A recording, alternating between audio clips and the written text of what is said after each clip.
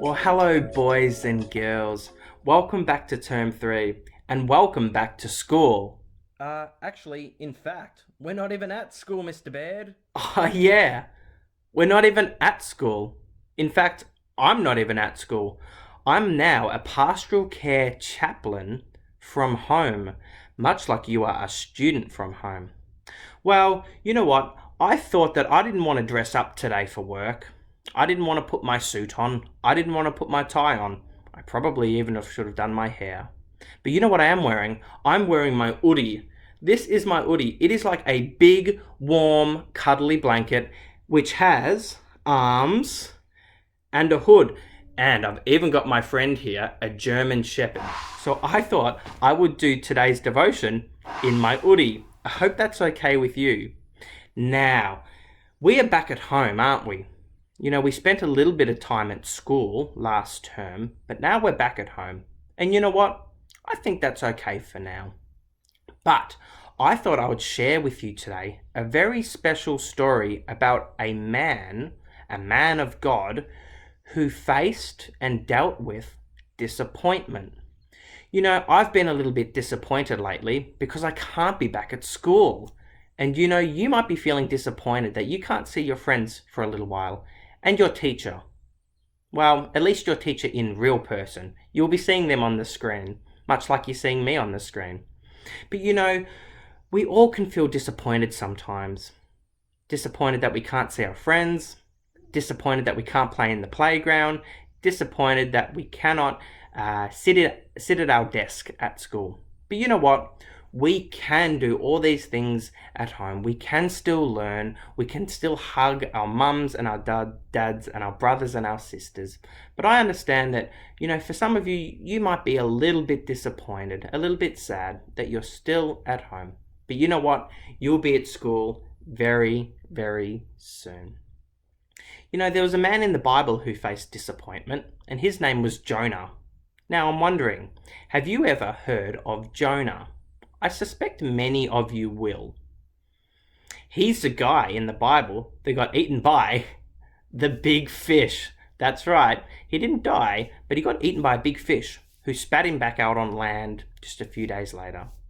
Now, Jonah was a prophet, and a prophet is someone who speaks on behalf of God, kind of like a messenger. Maybe your teacher would sometimes hand you a piece of paper or a note, and you need to take it to the office. You're like a messenger. That's kind of like what a prophet is. Now, Jonah needed to travel to a land far away to give some people a message. You see, these people weren't living very good. They were bad, and Jonah needed to give a message from God to tell them that they needed to change the way they were living. That's what Jonah did. You know, I think it'll be a good time now to watch a short video on Jonah. Heroes of the Bible. Jonah. This is Jonah. Jonah was a prophet. That means it was his job to tell people what God told him to say. Yep. One day, God told Jonah to go to Nineveh because the people of Nineveh were doing bad things. But instead, Jonah ran away.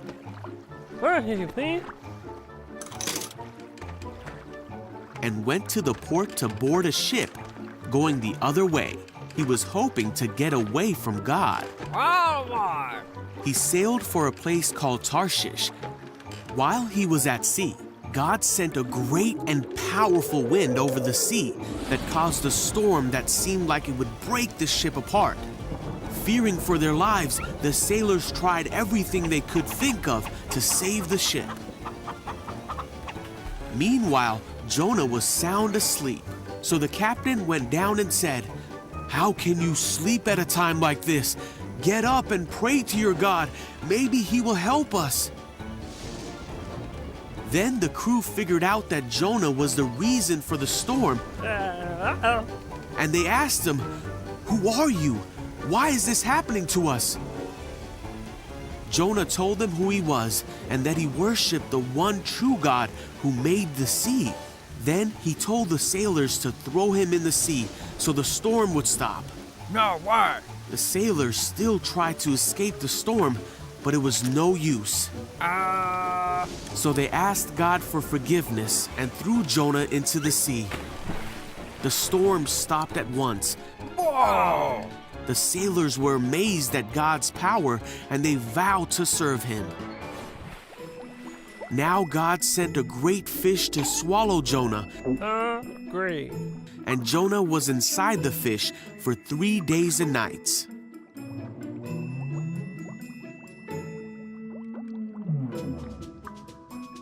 Jonah prayed to God from inside the fish, and God ordered the fish to spit Jonah out. Yuck. God told Jonah again to go to the city of Nineveh to tell them what God had said about them. I get it. This time, Jonah obeyed God and went to Nineveh to deliver God's message.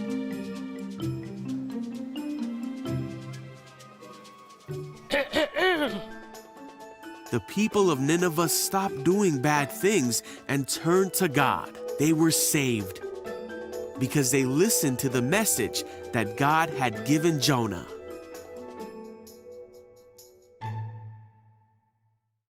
Wow, wasn't that a great video? You know, Jonah was a pretty interesting guy, wasn't he? You know, God told him to go one way, but Jonah went the complete opposite way. But then God brought Jonah back onto the right way. So I thought today we could sing a song, One Way Jesus. Now I know many of you know this song because sometimes when I walk past your classrooms in the morning, you're all singing it. And I know that the grade ones have played this song in their morning dance party. So I thought we could spend some time now and we could sing a song together. So let's see how we go. I have my guitar here.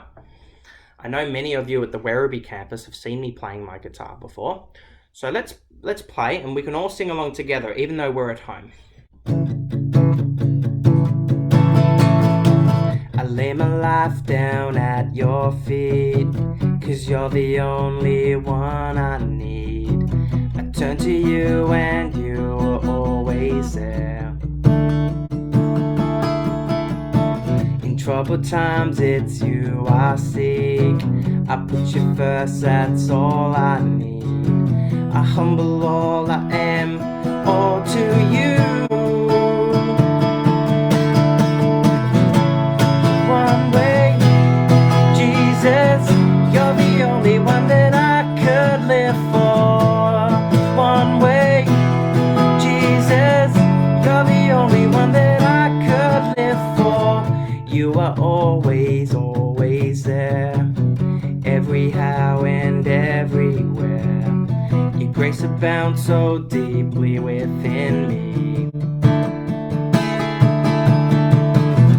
You will never ever change. Yesterday, today, the same. Forever till forever means no end. One way, Jesus, you're the only one that I could live for. One way, Jesus, you're the only one that I could live for. Now I know you know this bit, so you sing along with me. You are the way, the truth, and the life. We live by faith and not by sight. For you, we're living all for you. You sing it with me. You are the way, the truth, and the life. We live by faith and not by sight. For you, we're living all for you. You are the way, the truth, and the life. We live by faith and not by sight. For you, we're living all for you. Ready? One way, Jesus, you're the only one that I could live for. One way, Jesus, you're the only one that I could live for.